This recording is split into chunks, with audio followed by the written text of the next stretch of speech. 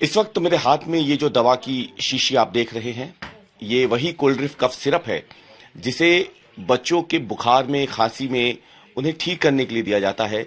लेकिन छिंदवाड़ा के 14 मासूम बच्चों के लिए ये कफ सिरप न केवल जहरीला बल्कि जानलेवा साबित हुआ।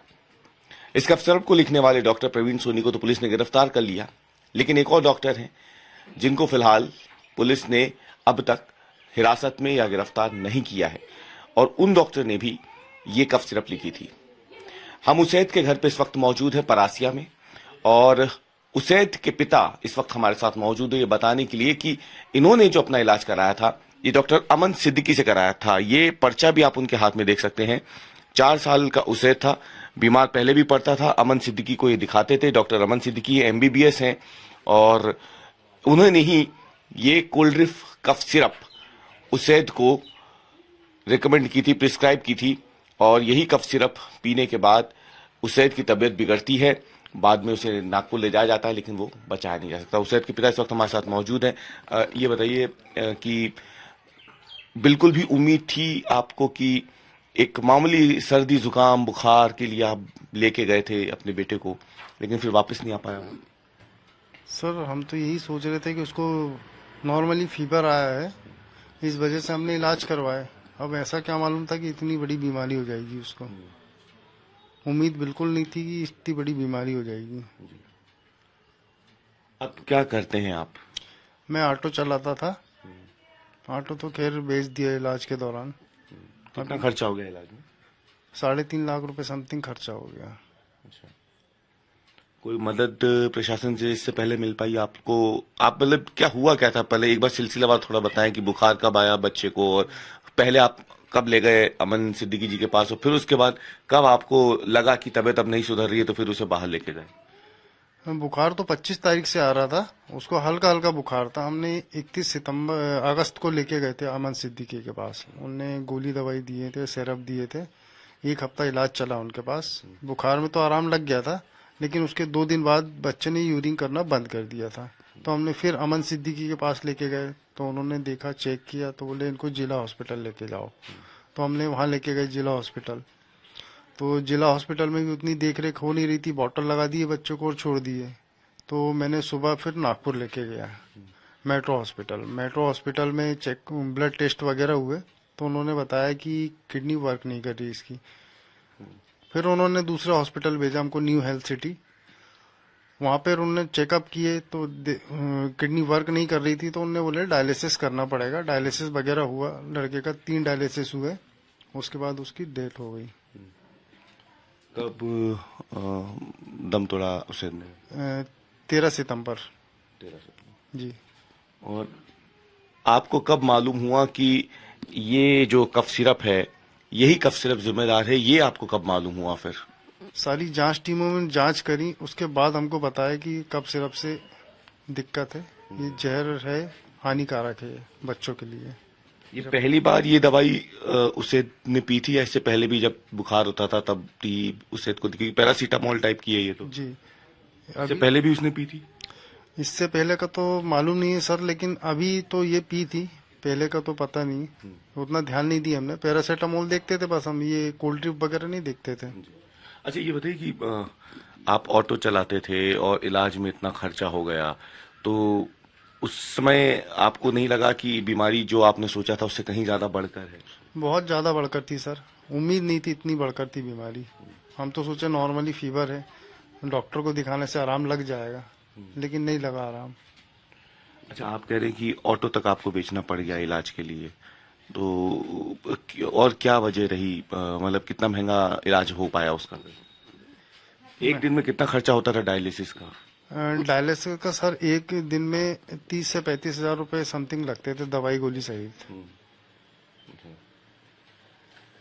और आपने ऑटो कब बेचा फिर इस दौरान? उस दौरान मैं नागपुर में था, उसी दौरान मतलब दोस्तों के उससे बोल के फोन पे जब ऑटो बेचा मैंने। क्या अब आप मांग करेंगे?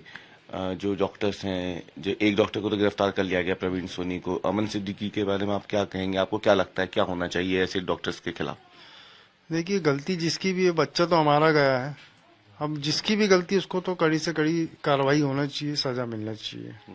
जिसकी भी गलती है, वो चाहे कंपनी की हो चाहे डॉक्टर की हो। ये बताइए ना कि जब उसैद की मौत हुई, पोस्टमार्टम क्यों नहीं कराया आप लोगों ने? ये सवाल बार बार उठ रहा है। क्या आप लोगों को इसकी जानकारी थी, या पोस्टमार्टम कराना कितना जरूरी है, या फिर प्रशासन ने, किसी ने नागपुर में या छिंदवाड़ा में किसी ने आपसे पूछा नहीं कि पोस्टमार्टम करा लेना चाहिए? सर, किसी ने सलाह दी नहीं पोस्टमार्टम की, और उस समय हमारा दिमाग उतना चल नहीं रहा था क्योंकि बच्चा खत्म हुआ था हमारा। जी। हम थोड़ा सा सदमे में थे, और किसी ने हमसे पूछा भी नहीं पोस्टमार्टम के लिए। तो अगर पूछते तो आप करवाते, या अगर प्रशासन बोले तो आप पोस्टमार्टम कराने के लिए तैयार हैं बच्चे का? नहीं, अभी तो नहीं करवा पाएंगे सर, अभी क्योंकि बहुत ज्यादा टाइम हो चुका। उस समय पूछते तो शायद हम सोच लेते, लेकिन अभी नहीं, क्योंकि अभी बहुत टाइम हो चुका है। तो ये उसैद के पिता हैं, हाथों में अब वो पर्चा और वो जहरीली कफ सिरप की बोतल इनके पास अभी भी मौजूद है, जिसे अब ये जल्द अपने घर से बाहर फेंकने वाले हैं, क्योंकि इसी जहरीली कफ सिरप ने इनके 4 साल के मासूम उसैद को हमेशा के लिए इनसे छीन लिया है। इनका एक गंभीर आरोप है कि जब इनके बेटे की तबीयत खराब थी, बाद में जब उसका निधन हुआ, तो उस दौरान प्रशासन की तरफ से किसी भी तरीके की कोई सलाह या कोई जानकारी जो है वो इन लोगों को नहीं दी गई। इनका साफ तौर पे कहना है कि ये उस वक्त खुद इतने ज्यादा गम में डूबे हुए थे कि बच्चे का पोस्टमार्टम कराना इनको याद नहीं रहा, लेकिन प्रशासन को इन्हें ये सलाह देनी चाहिए थी। प्रशासन ने भी इनको किसी भी तरीके की कोई समझाइश, कोई सलाह पोस्टमार्टम को लेकर नहीं दी, और ना ही पोस्टमार्टम के लिए इनसे कुछ पूछा गया। जी, मेरा नाम अफसाना खान है। अफसाना जी, ये बताएं कि याद आती है उसैद की अभी, क्योंकि 4 दिन बाद उसका जन्मदिन आने वाला है।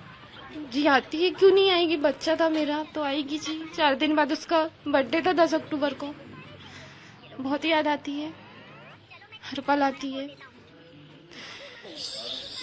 कोसती हैं आप उस घड़ी को जब आपने ये इसके लिए दवाई उसे दी थी? जी कोसते हैं, हम खुद अपने हाथों से जहर पिला रहे थे, अपने बच्चे को स्लो पॉइजन दे रहे थे, दिन ब दिन उसको मौत के मुंह में ढकेल रहे थे। हम हमारे हाथों से देते थे, हमें नहीं मालूम था कि पॉइजन दे रहे हैं हमारे बच्चे को। ऐसा मालूम होता तो हम क्यों देते। मैं ये चाहती हूँ कि दोषियों को सजा मिले। जो ये दवाई बनाने वाली फैक्ट्री है उसे तो बैन कर चुके हैं, लेकिन उनको सजा मिलनी चाहिए, उनके खिलाफ कड़ी कार्रवाई की जाए। किस तरीके का बच्चा था उसैद? वो मस्ती करता था, खेलते रहता था, और अब आपको क्या लगता है आंगन में घर के पूरे मोहल्ले की शांति, इतना खूबसूरत और हेल्दी बच्चा था वो कि हर कोई उसका दीवाना था, हर कोई उससे बात करता था। जब वो यहाँ से निकलता था ना, उससे बात किए बगैर कोई नहीं जाता था। हमसे ज्यादा हमारे मोहल्ले वाले प्यार करते थे उससे, उनकी गोद में खेला बड़ा है वो। आखिर 4 दिन बाद उसका बर्थडे आएगा, तो अब आप लोग क्या करने वाले हैं?